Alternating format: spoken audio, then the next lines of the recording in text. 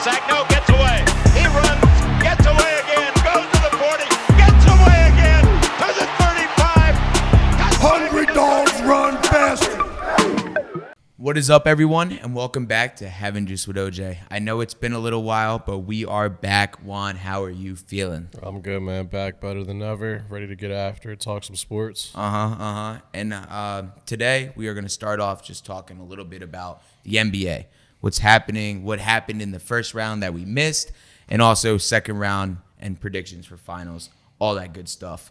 But to start off, we'll just talk about, I think, what was probably the easiest matchup in the playoffs, the Thunder versus Grizzlies. Just absolutely swept them. Yeah, swept them under the rug. That was ugly. Thunder are good, man. They got a tough matchup this round, but I think the Thunder team, they've shown you that they can do it. It's just a matter of if the age catches up to them. They're still a really young team, so they got a nice test with the Nuggets right now, and I think that's going to be a great series. It's already been, last night was a little bit of a blowout. But, But they both were just high scoring. Yeah. I mean, they were scoring a lot. What I would say about how I feel about this series and the Thunder, it kind of showed, like, the second game, 8 players shot double digits. I mean, that's kind of what you need from a young team, a young roster. Everyone needs to contribute. Everyone needs to put in their due diligence. Because the first game, it was just a Jokic showboat game. Yeah. Like, video game, 2K, my player type thing. What do you think the Thunder have to do to win this series against the Denver Nuggets? I think they just got to play like their game. They've been playing well all season.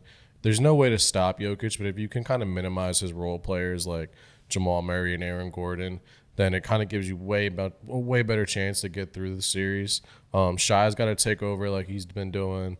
I think you need a bit more from Chet, to be honest. But they just got to play their game. I think that they're a better team overall, but the Nuggets do have that championship pedigree, so it's kind of tough to just brush the Nuggets aside right now. But if you can kind of shut down some of their role players or at least minimize them to an effect, that gives the Thunder much of a better chance. Yeah, I'd agree with you.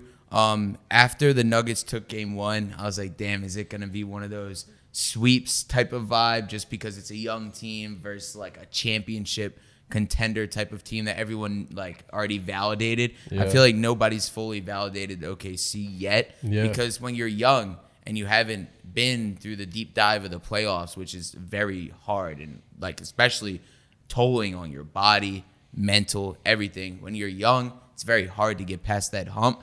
I definitely think Nuggets are still in this. I don't think it's like, OKC just beat them like by like 40. It's going to be over. I still think it's going to be a tough series. I think it's going to go the distance. And, the Nuggets are still rocking with an interim head coach. They fired their coach right before the playoffs, so that throws a wrench into like what you really want to do. But I do think that the Thunder are just a better overall team, but we just have to see it first, Like, they are really young. They haven't quite made this run yet, so until they make that run, I think that's when they give it like validated. I'm with you on that. And the Clippers Nuggets that sent the Nuggets to this, how did you feel about that matchup going to game 7? That was a great matchup. Dude, that was so fun to watch. I thought the Clippers were going to make a bit of a run. I thought they had a solid roster. James Harden went ghost in game 7 per usual. But again, it kind of shows you that Nuggets championship pedigree. That team's just been there. They've done it before. They've done it multiple times at this point. And that, like you said, that was just a great series to watch overall. Anytime you get a game 7 in basketball, it's always elite. Yeah, it doesn't matter if it's first round or if it's in the finals. I mean, it's just elite hooping. Elite hooping. And 2 really good teams. Like, either one of those teams could have came out of that. And I think it still would have been a great matchup with the Thunder. Yeah, I'm with you. There was definitely a 50-50 toss-up on there. I will say the Clippers were the one team that I think would give the T-Wolves the biggest problem. That's kind of what I saw. Like when I was just looking at the bracket and how it would unfold, I was like, Clippers would be a dangerous matchup for the T-Wolves. But they're gone. So now we'll see if it's smooth sailing for them because obviously Thunder and Nuggets are tough too. Yep. Moving down to the bottom part of the bracket on the western side, we've got the Lakers, Timberwolves. Timberwolves did their thing. I mean, what do you think the Lakers have to do to stay relevant now? Well, I think that the Warriors just, wait, sorry. The Timberwolves, Lakers. The series before. Yeah. Man, that was rough. Like, the Lakers just didn't show up. You know, LeBron, and I always hate when players after the fact bring up injuries, like, you know, the MCL sprain and all that. Like, I just find that like a cop out. Wolves are just dogs, man. Anthony Edwards is just a demon, and like, it really exploited the fact that the Lakers do need a center, and Gobert, of all people, was the one feasting on them. So that series was tough to watch. I didn't really watch a ton of it. I found it pretty boring. I just, you know, kind of overwatching 40-year-old LeBron. I'm not a LeBron hater by any means. It's just like, you know, he's not the same. Luka didn't necessarily do as much as I think he wanted to do or could have done. And the Timberwolves just took it to him. Beat him in 5, 4-1 series. Anthony Edwards doing his victory walk around LA after was dope. He's a demon, and he's somebody that the NBA really needs. He's not a nice guy. He's not somebody that like wants to be friendly and wants to, you know, like be this media darling. Like, he wants to be a bad guy, and I love that. Yeah. I think one of the funniest clips of Van Edwards is him with Barack Obama, and just like, this man is just like, yeah, like, he's basically just saying he's him. Like, he's like Brock's kind of like trying to like stun him a bit. Like, not even like that, because it's Barack Obama, like former president. Like, he is him too. But like, he was trying to say something to Ant, and was just like, man, like, I am that good, bro. Like, stop that. He is. And like, he's a demon. Just the fact that he's like, obviously he was not fully social media trained ever, and I don't think he cares to be. No, I think that's what makes it so great, because like, everyone wants him to be the face of the league. But the way that he speaks and acts, like, in his mannerisms, doesn't seem like he would want to be. But he's just, like you said, that villain guy that he slayed KD last year. And then now he slayed LeBron and Luka. I mean, right now it's upward and trending for Ant. Trying to slay Curry this round too, you know. Yeah, exactly. That's exactly what we were going to get into. Right after talking quickly about the first round of Warriors and Rockets. Also went to Game 7. Yeah. That's the second series that went into Game 7 in the first round of the playoffs on the Western side. How did you feel about that matchup? I mean, the Rockets are a young team, but I love them. Yeah, it goes back to that OKC conversation. Like, until you make that run, nobody's really going to respect you. It's a young team, and they were the 2 seed, right? Yeah. Yeah, and like, they've got some good players. Jalen Green's got to step up a little bit. Eamon Thompson, he's a dog too. You know, I'm really interested to see how he develops in the league. Interested to see what Fred VanVleet does. You know, don't love him, don't hate him. I think they could use like a better facilitator at the one. And Sengun's also great. So that team's got some potential. And I love Udoka. You know, like you saw him in Boston. True, yeah. Like, he was a good coach. It just kind of like circumstances happen. He's got a lot of issues off court. Yeah, they had to let him go, but he's a great coach. Yeah. He's kind of shown you that this year. I don't think anybody thought they would go from like a 3 pick last year to the 2 seed in the West. Yeah. Especially in the tough Western Conference. So, you know, that series was great, but it kind of goes back to, it's a really similar conversation. Like, the Warriors have that championship pedigree too. They've been there forever, and you can never count out a Steph Curry-led team. Yeah, that's the one thing that's going to bother the Warriors right now is because Steph being out. They started off, obviously, just scratching him for one game, second game, which obviously T-Wolves take. That's what we expect. They said 3-4 game absence, but there hasn't really been a timetable for it. Was announced yesterday. Do we think they're just kind of making it seem not as bad? Do you think Steph might be out for longer than 3 to 4 games? I don't know. I don't think they can survive with him out for 3 or 4 games. I think that he needs to miss 1, 2 max, and then they can kind of get him back in there, even if he's on, 65% of his hamstring, because they're just not built without him. You know, Jimmy's great, Draymond is Draymond, but then after that you got like Buddy Hield, Podziemski, some of these other guys that I just don't think are meant to lead you to a conference finals. Yeah. But Ant got hurt last night too, so we'll see it. We'll see how that turns out. That series is going to be good. That's another, like, the Wolves are this young up and coming team too. There's some they're not validated either yet. Like, you had 3 teams in this playoffs that were really looking to put themselves on the map. And there's no better way to do it than take out Steph Curry. Yeah, no, 1,000%. I mean, looking at these 2 matchups, they're both 2 non-validated teams versus 2 championship pedigree teams. Yeah. That's a great second-round matchup for the Western Conference Finals. Yeah, it's fun. If obviously there's a lot of ifs, ands, and buts in this series, but who do you think takes it? Well, if Steph misses more than 2 games, then I think the Wolves take it 5-6. But I think that Jimmy and Steph play really well together. Since they've gotten Jimmy, that teams look completely different. So Especially playoff Jimmy. Yeah, playoffs. And he's played well, too. He's looked really good in this playoffs. So if they can get a healthy Steph back, I could see this going to 7. And then in Game 7, you just never know. You just never know. If I had to call it right now, I'll take the Wolves, though. Yeah. I'm kind of with you on that. I don't really know the extent of Steph or Ant's injury. I think overall the T-Wolves have a way better team. So I'm going T-Wolves in that also. We'll move to the other side of the bracket. We'll go to the East. Cavs, Heat, were we surprised? No. That feels the same to me as the Thunder Grizzlies. Yeah, that was easy money. So we'll just scratch that, move on to the next 4-0. Pacers, Bucks. Pacers win 4-1 against a frustrated Bucks team. Yeah. How'd you feel about this? And also, we got to talk a little bit about Tyrese's dad. Yeah, that was a fun series too. Even though it was 4-1, those games were pretty good. Tyrese Halliburton has shown you that he's a very, very good basketball player in this league. Not that we didn't know that, but he steps up when he really needs to. Yeah, frustrating for the Bucks. I'm interested to see where they go from here. Dame is probably going to be out all of next season. Pops his Achilles. Giannis might be looking to get out of there. That might have been like the tipping point for the Bucks. But it did surprise me that it was 4-1. I thought the Bucks would put up a bit more of a fight. Yeah, I'm with you. I definitely had Pacers winning this. Young team, same thing. We've seen a lot of this recently in the last couple of years of these young teams really breaking in. I love Tyrese. Other than the fact that he has like 2 different voices when he talks. I don't know if you noticed that. It's really fucking weird. But he's a hooper. Yeah. And when he got booed and overrated chance, phone falling, booed and overrated chance, he came out. What did he finish with? Like 8 points to finish off the game. Just absolutely won that game for them. He's a hooper. And I love watching him play. I'm glad that he moved on to versus the Cavaliers, where they took a huge 2-0 lead. Yeah. Did we see that coming? Them winning 2 on the road? No, I don't think we did. The Pacers kind of showed you this last year too, where they won a tough playoff series, and then they're a scrappy team. They just kind of find ways to win. So I didn't see them winning the first 2 in Cleveland. But Cleveland's another team that doesn't quite have the playoff experience just yet.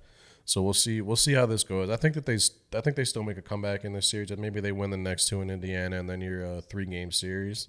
But again, Halliburton, he's just a dog, man. He's just shown you that he's one of these top point guards in the league.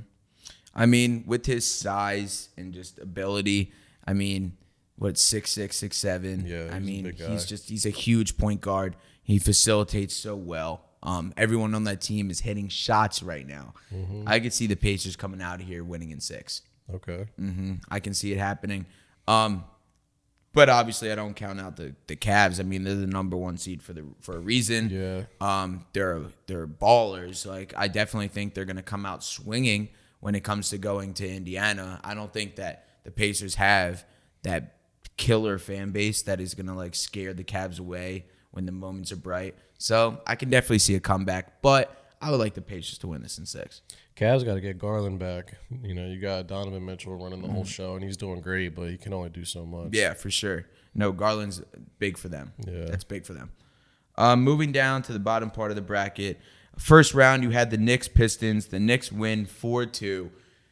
The one thing I took away from this matchup was I actually really like the Pistons team. That series was my favorite series to watch. Every single game was close. The Knicks got away with a couple of questionable calls to win that series. That probably should have gone to 7-2. And I thought that every single game was just a battle that was I can't stress enough how much I liked watching that series. And I agree, that Pistons team is good. The only thing that I'll say, they just need to get in Cade's ear and tell him to stop being so soft. Like, get passing to the rim. out you're talking about. Like, get to the rim and score. Like, you're passing out to guys that aren't making their shots. Beasley's not making his shots. Tobias is not really making his shots. Like, just take over. Just take over these games. And if you do so, I think that team's future is bright. But that series was so fun to watch. So fun. No, I'm with you. Cade, like, your game is scoring. Yeah. Your game's scoring. You can facilitate a little bit, obviously, to make your shots a little bit easier, though. Not like for that to be your main vocal point in a game. Especially when you're noticing, well, as a coach, I feel like the coach really had to harp on him mid-game at some point to be like, yo, they're not hitting shots, my guy. Like, go in, take the foul, send you to the line, or make it. I mean, that's what they should have been telling him to do. And honestly, his teammates also should have been like, yo, I'm cold right now, bro. Exactly. Just You're take hot. over, dog. Take over. That comes with age, Yeah. maturity, playing in the league a little bit longer. So I don't fault them. Knicks, they're a great team. Yeah. It's a nice little taste of the playoffs, though, for the Pistons. Like, I'm sure they'll be back in the next 5 straight years. I'm sure they'll be back. That seems young. It seems like they've kind of found a way to put a team together. So I did like watching them. And then the Celtics Magic first round. That was just that's exactly kind of what I expected to happen. Yeah. Everyone was like, "Oh, Magic won a game, woohoo!" Literally. Yeah, like that was Magic's championship, was winning one game. Celtics did their job there. I wouldn't say that they played their cleanest version of ball though. They're not playing well. I'm not that they're not playing well, but they're definitely in a little bit of a struggle right now. Yeah, and that leads us right into the Knicks Celtics series. As you know, I am obviously disappointed. I don't think I've texted in any group chats of mine about the Celtics. I've been added in 3-4 different group chats. You're in one of them. Yeah. I don't respond to them anymore. I'm over it. I don't want to talk to anyone about it. I'm just going to shut up, and I'm going to let them play some basketball, and I'm going to see what happens. I still don't think this series is over. No. Knicks obviously going up 2-0, defending champs, win at the Garden. Supposed to be very hard to play in. Knicks come in there and they battle 2 wins. Celtics looked a little bit destroyed out there mentally, physically. They look exhausted. What do you think about the series? God, I hate watching the New York Knicks play basketball. I genuinely do. I hate both of these teams. But the Knicks have just shown you that they are built for fourth quarters, because in both games the Celtics have had a 20-point lead or somewhat close to it. And just 2 20-point leads. Both games. Just blown it. And I don't know if that's more of a knock on the Celtics or a testament to the Knicks right now. I hate watching Jalen Brunson play basketball, but I can't sit here and act like good, bro. He's so good. Like I can't sit here and act like he's not a dog, because he is. But I just can't stand watching him play. The one thing that really sticks out to me about this series is that the Knicks match up really well. They've got 2 elite wing defenders to take care of Tatum and Brown, and then you've got a big guy to match up with Porzingis with Cat. So, it's definitely our worst nightmare matching up against the Knicks right now. It's a great matchup. If the Celtics can just play a 4-quarter game of basketball, then by all means they're still in this series. I think they're still the favorites to win the series from what I saw last night. I haven't checked the odds, but I mean they were minus 900 going into it, so I would assume. Really? Yeah. I mean, they're favorites tonight, so. That team, like, again, championship pedigree. The Knicks, though, like, they're just scrappy. They just know how to play basketball. They know how to win games. Thibodeau's coaching them well. And like I said, it's just a matchup nightmare for the Celtics right now. Tatum and Brown just really can't do much with OG and Mikal Bridges just clamping up on them. Yeah. All game long, too. NBA analysts didn't even see this series going to 6. Yeah. Almost every single person I've listened to, I was going to say talk to, listened to, had basically said Celtics are 20-4 recently. I've caught myself saying it. There's no way that they lose multiple games to the Knicks. Like, this is a wash. This is over in 5. They brainwashed me. They fully brainwashed me. I am now sitting here, obviously shaking in my boots. It's a scary team to verse. It's a fun series to watch as a basketball fan, though. It is. We love, these are 2 powerhouse teams, and as much as I hate to admit it, they're 2 great franchises. Well, the Knicks have become a better franchise. They were pretty trash last they were decade. pretty poor. But besides that point, this is 2 really good teams right now. That's what the NBA wants. You want these these key matchups. I'm sure for ratings and money wise, they would have preferred it to be next round, but it's just how the cookie crumbles sometimes with the bracket. I'm really interested to just see if the Celtics can put together 4 quarters of basketball, because if they do, I still think they're the best team in the league. I don't really see, especially in the Eastern, like in the East, I don't see a team better than them right now. I think they match up well with any team on the West too. So they get out of this, and I still think they've got a serious championship odds. But it's hard to lose 2 20-point leads and go down 2-0, especially at home. Yeah. I mean, most of it really happened just second half, man. It was just like third quarter comes, lead starts dwindling. Yep. Starts dwindling.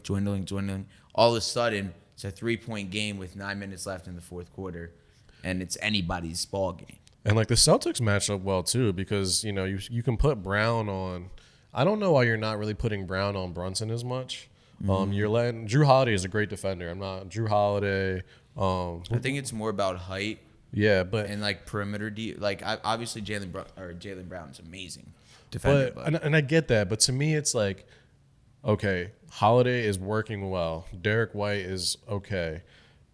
Do you want Jalen Brunson to beat you, or do you want these other guys to beat you? I'm okay with putting Derek White on a Mikal Bridges in the wing. I'm okay with even a Drew Holiday on a Mikal Bridges or an OG on the wing, to put a longer, more athletic defender on Jalen Brunson. Just because what he does, and this is not a knock at all, he gets to one spot and he shoots that fadeaway, and he's either getting fouled or he's making the fadeaway. And then once you kind of get to that fadeaway, he's going to drive. And he's got a good 3-ball too. Jalen Brunson's a great player. But I just feel like you throw Jaylen Brown on him just to see. Let's see what happens here. Let's see if he can keep up. I mean, with at this point, they have to do something. They've got to do something. But the Celtics, they still match up well too, because even though the Knicks got these 2 wings pieces, so do the Celtics. Like Tatum's not an amazing defender by any means, but it's not like he's horrible. No, he's a solid wing defender. Yeah, you've got your Derek Whites. Yeah. You can throw Pritchard in the game. He's a solid perimeter defender, like on ball at least. Yeah, on ball. And then you got 7-2, 7-3 Porzingis, man in the middle. Like, that's still a great team. I just think that the Knicks want it more right now. That's what it seems like. I'm with you on that. And your prediction on these 2, Cavs, Pacers, Knicks, Celtics, what are you thinking? I'm going to go Knicks in 6 and Cavs in 7. All right. Yeah, I'm going to go Pacers in 7. Okay. All right. So opposite of you. And I'm going to go Celtics in 7. 2-7 game. I love that. That's great. I really think it's going to happen. It's going to be a dogfight. Obviously, Cavs and Celtics are going to have to battle for that 7. Yeah. But that's just what I would love to see. And the NBA ratings would love to see it because they've been horrid all year long. They've been bad. Terrible all year long. I don't even want to have us do NBA Finals predictions this early because anything can unfold. Injuries, updates, anything like that. But as it gets closer, we will be doing that, Juan. Love it. You got anything else to talk about with the NBA? Not really. Just kind of to your point, like, it's really interesting to hear people's discourse on the NBA right now. People are really down on the product of the game, and I understand it, but I just don't see I don't see anything changing. They're not going to force teams to shoot less threes. Yeah, what? They're not going to change out the refs because everybody wants to complain about the refs. They've tried to fix, load management, and teams still find a way around it. So, we can sit here and complain all we want. And I kind of agree. Like, the product right now, I wouldn't say it's unwatchable, but it's definitely lesser The than regular it was. season seems The regular unwatchable, season, man. yeah. I'm not going to lie. Especially when you got the Sixers. But I don't think anything's going to change. So it'll be interesting to see where it goes from here. One other thing, though. This is just like for Philly fans, right? Like, I found myself in a couple debates yesterday of like, Philly, we hate Boston, we hate New York. So it's like, who would you guys rather see win this series, right? From a hater perspective. Like, for me, we kind of talked about this. Like, I find the Knicks so unbearable. I find their fans so unbearable. And not that Celtics fans aren't. But I find myself rooting for the Celtics over the Knicks, and I feel like I'm in the minority in that. So I'm just interested to see like what anybody else has to say about that Philly-wise, because I'm torn here. I have no idea who I'd rather win this series, but if I had to pick one right now, I'd prefer the Celtics to win just because the Knicks left such a bad taste in my mouth last year. Yeah, viewers, comment down below. Juan wants to know who you think you would rather have win this series, the Knicks or Celtics, because I'm with you. I think you're definitely in the minority. Yeah, I think I am. From the people that I've talked to, our friends, everybody else. Yeah. It seems like everybody else just like is like screw the Celtics. I don't know. I guess we'll have to see. Celtics in 7. Thank you so much, guys. Like, comment, subscribe, give us a follow. Thank you so much. Peace out. In trouble. He's going to be sacked. No,